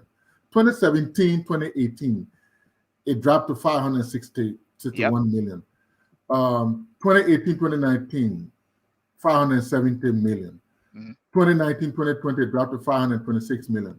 2020, 2021, it went up a little bit to 570 million. So judging from this figure, just for analytical so we accept these figures, whether they're correct or not, but we accept this figure as performance of figures. So these are the revenues. So it's been hovering from 600 million in 2016, 2017, and up to 570 million in a year. Now, so that is, but still yet, if you look at the budget outturn report, right, the outturn in some years it dropped from even the budgeted. In 1 or 2 years, there's a little increase, right? So volatility. So, you know, and in my view, our real revenue collecting power, who was in the middle of 470, 400, 480, 470, between 450, less than 500 there, about 500 million. Wow. And that gives a strain on the expenditure side of the budget, right? Mm-hmm. You look at our salary. Our salary is almost like 60% of our budget. That has to be, brought down through the IMF request, through the harmonization, all that stuff. So, Dr. Gumpu, how can we? Do you see our revenue going down or going up? how do we carry on? Consistently, right? Yeah, I think our revenue could go up. We have the potential for our revenue to rise, but it could also go down depending on what we So do. that's the one I'm interested in first. If it's going down, what will cause it to go down, or what has been causing it going down? Okay, what has been causing it to go down? I think that we are not investing enough in expanding our revenue base. Our economy is still very traditional. We depend very highly on international trade. We depend on extractive industry. Yeah. And these industries are not expanding employment. Iron ore production, diamond and gold production. These kinds of sectors, these extractive sectors tend to be more capital intensive, even though they make so many promises when they do these concession agreements. But when it comes to the actual job creation, because that is where, when you create more jobs and people generate the income so that it's spent in the economy. Dr. Gompo, let me cut you off a little bit. This is a topic that we discuss in period because we're running out of time and I'm being warned by the producer of the program. That's why I apologize for cutting you off. No problem. But there's requesting that we bring you back in that segment when we're ready to talk about these things in actual. But let me just ask you the last question so we can close. What are 3 areas or so that you will look at as a person or our country should look at in increasing our revenue base? What are 3 areas? Question. Well, 3 areas. We need to invest in agriculture to facilitate the expansion of agricultural activities, agro businesses. We need to invest in our financial sector to improve financing. We need to make better monetary policy so as to bring down inflation and thereby bring down interest rate so that we can. No, but everything talking about inflation is low right now, but prices are high. So your inflation thing, I don't know how it's going to go. We will get into that in another show. That's his recommendation. So that's his recommendation. Alex, let him go. Let him go. Go ahead. Inflation is low. That's different topic, different day, though. No, I mean, I'm telling you about areas we need to look at. We need to look at the financial sector. Well, you're saying like you are alluding that we're bringing the inflation down, but inflation is down right now, but prices are high. So what's the inflation rate? Inflation can be down right now. No, they're not down. Inflation rate? Is it a single digit? Single digit. Between 7 to 9%. No, that sounds very low. It is. I tend to be corrected. The thing was in the 20s, and then it calmed down a bit. But when you look at interest rate, it tells you, it gives you an indication of where inflation is. So, and then inflation, you see inflation is factored into interest rate. So because with high inflation, high interest rate, you can't have a lot of investment in the country, and you need investment for all of the different sectors to grow. And as the sectors grow, the profitability and productivity goes up. Employment goes up, payroll tax, and so many different kind of taxes go up. So when you have situation where there are negative shocks to the economy and things slow down, the international world slow down, where you depend so much on the foreign trade. And when they slow down because of pandemic or Ebola or what have you, you lose a lot of income generating opportunity, you lose business opportunity, and your revenue goes down. So then we've had a situation where some politicians have talked about expanding the budget. Okay, but the thing is, the budget, especially the revenue, is driven by the state of the economy. Right. It's not something that government directly controls. So those are the 3 areas. So you mentioned financial sector, agriculture, and our monetary policy. Educate. Right. You can add education too. And education. So there Yes. are actually 4. We asked for 3. He gave us 4. Yeah. Right. So And I perfect. could give you more if we have more time. So Yeah, we're out of time. yeah, there's a lot we can do. Yeah, we'll talk more. But so I mean, do we have another question quickly? So No, I do we think have another question that we should wrap on up. the board? Otherwise, You have an you appreciation. have somebody who say, thanks for the explanation, Dr. Gompu. I am about to retire and planning to go back to buy land and eventually build my home. I wanted to make sure to follow the law, but you make perfect sense. All right. And we encourage you to not write So with off the level of Nigeria corruption in and Monrovia, the lack and of we encourage our system citizens to not give up is on our affecting country. everything. That's a great country. It's a country with very huge potential, and we all can make it very competitive, and we all can really make it a global player if we just commit ourselves, dedicate ourselves, and continue these kind of conversations. And we don't just end at the conversation. We all agree to take action to get our country as a global player. We can do so. We are blessed. We have what it takes. We have the human resources. We have highly intelligent people like what you see on the platform and what we see in the audience. Our only issue is to apply our God-given talent. We're not applying ourselves enough. We basically believe that somehow, some way, somebody will do it for us.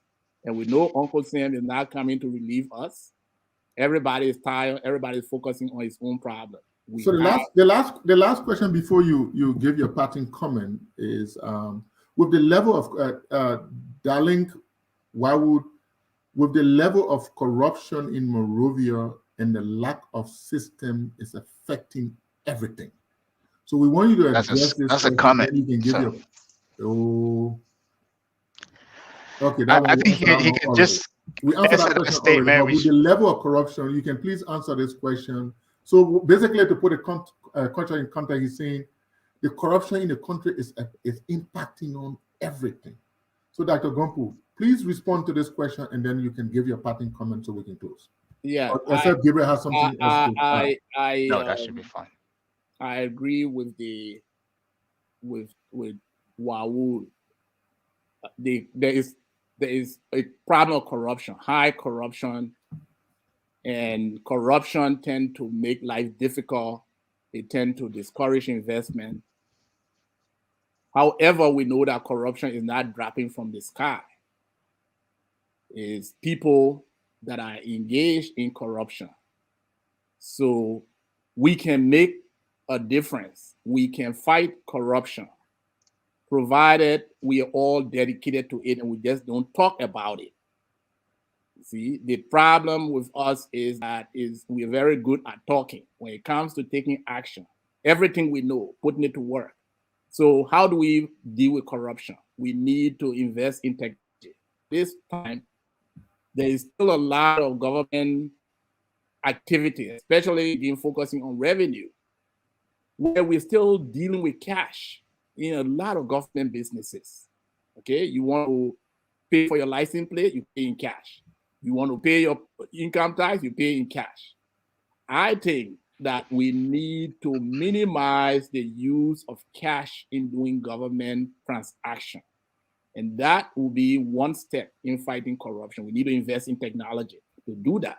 That means we have to improve our energy system in terms of electricity, so that electricity is everywhere. We can, use some of the new technologies. We can do electronic checks. We can do check system, and the checking system and electronic checks are ways in which we can trace transaction. But right now, everything is in cash. So if a revenue collector can collect $10,000 for government and put 60% of that in his pocket very easily. So that is one thing we need to do. Another thing that I would do if I was given the opportunity to be a corruption czar or to appoint a corruption czar, I would say that we need now to begin to not only prosecute, convict, and imprison government sector actors. We need to start going after private sector actors as well who are promoting corruption in our country. So that means that whether you're in the private sector or you're in the government sector, if you bring bribe, you're a businessman. So where the people in government, how do you think they're getting corrupted? The people in the private sector who are paying bribes to people in government. So when we are going after people, we should not only go after people in government, but we should also take action on corrupt people in the private sector as well. So those are two quick areas that I will look at in terms of fighting corruption in our society. Thank you, Dr. Gabriel. Perfect. I think that should bring us to the close of the show, Dr. Gompu. Thank you. I know you've been a regular here. It was a pleasure having you. I mean, hopefully this is not your last time here. I think there was a lot that we learned from you today. You know, I too was learning a lot from you, Alex. I hope we all were, and I hope this is not your last time with us. This was an informative piece. Hopefully, if we have another piece, maybe we'll do another piece on the economy as a whole, you know, and maybe you can come back on it. But in entirety, it was a pleasure having you. And from the rest, from the team here at Focus on Liberia, the marketplace, we say thank you, and we look forward to having you again. Alex. Thank you, Dr. Gompu. Thank you once again for your willingness to come here. And I think the program, the show was just getting hot about the time it was closing. With all these different comments, you see me working my phone, people sending me tags and their question. But next week, Saturday, we will move into the expenditure side of the budget. And then after we discuss we might have two shows on just the expenditure side because we need to go in the figures. Then before we need to go into the analysis. Yep. If we do that, then we'll go into the performance of the budget. That is, you know, the out 10 of the budget. And during that time now, we'll talk more about improving the revenue to 1 billion or whatever the figure is and all that stuff. At that point, we'll have a panel of discussion with different people, maybe three different people to have a different aspect. Maybe we'll ask for more time to do that. So again, tune in next Saturday at 2 p.m. Central Standard Time where I'm located, 3 p.m. and Eastern. 3 p.m. Eastern Time, and the other time zone that correlate with 3 p.m. Eastern Time. Thank you, and hope you tune in. Today we ran late because we had, we apologize for coming late because we had an accident with our uncle having a medical situation. So we medical emergency, so we ran late, but we are hoping that to improve that going forward. So we apologize for that. Thank you. We are Liberia. Liberia is our home. Liberia people,